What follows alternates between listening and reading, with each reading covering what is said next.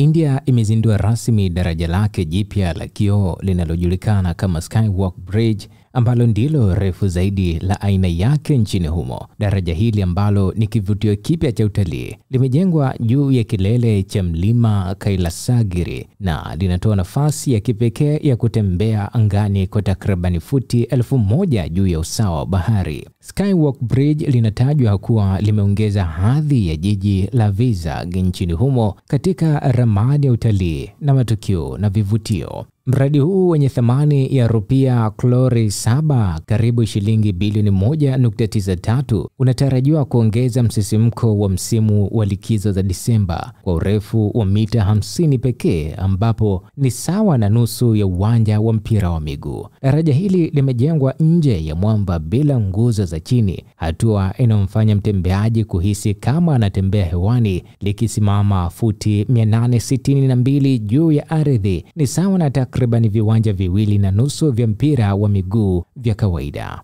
Ukiwa juu ya daraja hili, sakafu yake ya kioo inaruhusu kujionea taswira ya bonde lililopo chini, huku upande mmoja ukionyesha bahari ya Bay of Bengal na upande mwingine ukidhihirisha mandhari ya milima ya Eastern Ghats pamoja na muonekano wa juu wa jiji la Vizag.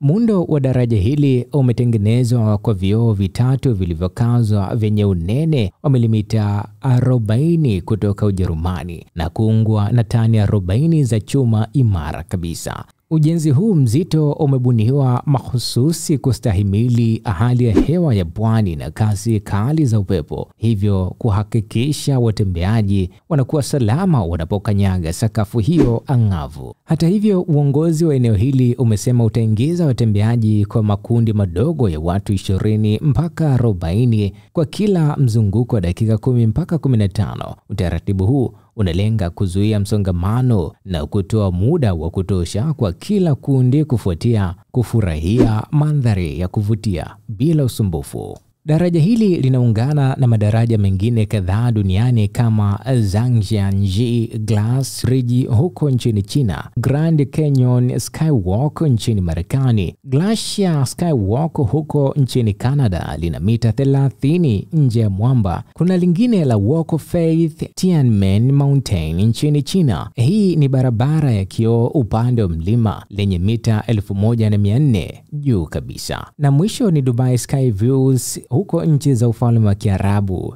UAE. Sasa je, ungekuwa wewe, ungeweza kutembea katika madaraja ama vioo vya aina hii?